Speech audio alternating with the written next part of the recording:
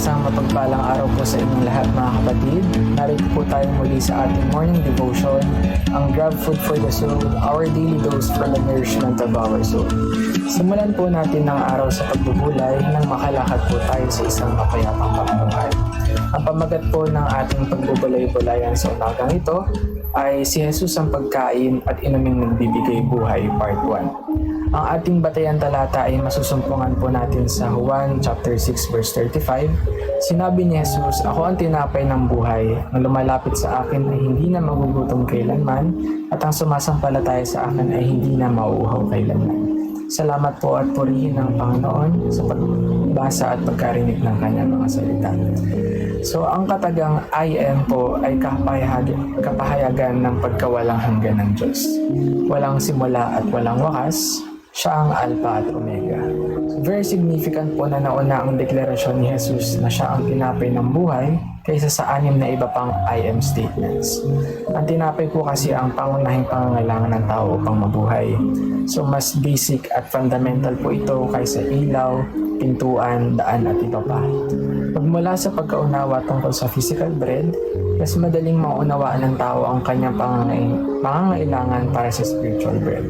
Naririto ang ilang mahalagang kaunawaan tungkol sa tinapay ng buhay. So una po, ito ay tinapay na hindi nasisira at hindi nabubulok.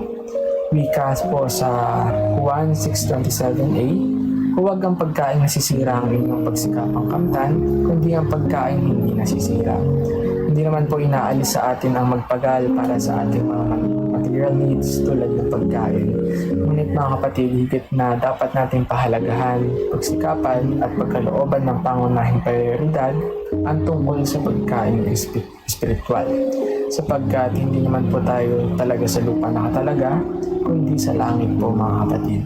Tayo po ay kumakain para mabuhay at hindi nabubuhay para kumain. Ikalawa, hindi lamang hindi nasisira ang tinapay na ito, kundi nagbibigay ng buhay na walang hanggan. Iyong mana o tinapay na ipinagkaloob ni Yahweh sa mga Israelita sa panahon ng kanilang paglalakbay sa ilang ay kusang bumagsak mula sa langit. Bagamat available po sa lahat ang tinapay ng buhay, kinakailangan pa rin po itong hanapin at pagsikapang makamtan. Wika nga po sa Mateo chapter 7 verses 7 to 8, humingi kayo at kayo bibigyan, umarap kayo at kayo makakatagpo, kumatok kayo at kayo pagbubuksan, sapagkat ang bawat humihingi ay tatanggap, ang bawat humahanap ay makakatagpo, at ang bawat kumakatok ay pagbubuksan. Katlo po, ang tinapay na ito ay nagmula sa langit. Wika sa Juan chapter 6 verses 32 to 33, sumagot si Jesus, pakatandaan ninyo, hindi si Moises ang nagbigay sa inyo ng tinapay na galing sa langit. Ang aking ama ang nagbibigay sa inyo ng tinapay na galing sa langit. Dahil ang tinapay na galing sa Diyos ang bumaba mula sa langit at nagbibigay buhay sa sangkatauhan. Si Jesus po ang ating tinapay ng buhay na nagmula sa langit. Siya ay Diyos at Panginoon. Hindi po tayo sumasamba sa isang nilikha, kundi sa lumikha. Kaapat po, mapapasa atin ang tinapay na ito hindi sa pamamagitan ng mabuting gawa, kundi sa pamamagitan ng pananampalataya natin kay Jesus. Wika ni Jesus sa ating batayang talata, ako ang tinapay na nagbibigay buhay. Ang lumalapit sa akin ay hindi na magugutom kailanman. So, tanging sa pamamagitan lamang ng pananampalataya kay Jesus, maaring mapasa atin ang tinapay na hindi nasisira, nagmula sa langit at nagbibigay buhay na walang hanggan. Hindi po pagalingan ng labanan dito mga kapatid, hindi po paramihan ng kaalaman o kayamanan, kundi pagalisayan po ng pananampalataya. Sa pagtatapos po, si Jesus po ay hindi lamang tinapay ng buhay, siya rin po ang tubig ng buhay. Siya ang mag-aalis sa ating mga pag-uuhaw espiritual. Kaya kung tayo sasampalataya sa Kanya, hindi na po tayo mauuhaw magpakailanman. Ito ang napatunayan ng babaeng Samaritana.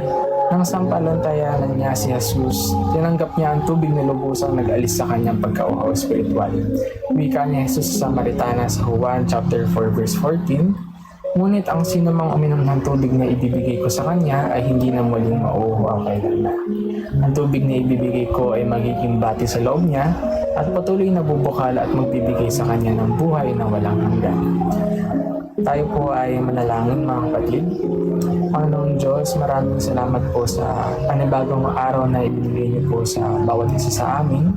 Pakaingatan niyo po ang mga kapatid po namin na magsisipagpasok sa kanilang mga paaralan, mga kapatid po namin na magtatrabaho, magsisipasok po sa kanilang pagtatrabahuhan, at mga kapatid po namin may kanya-kanyang alis ngayong araw, Panginoon.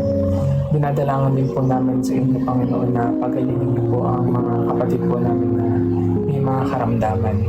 Kayo po ang siyang pumatnubay at umabay sa amin sa buong araw na ito mula sa aming paggising at hanggang sa aming pagtulog, Panginoon.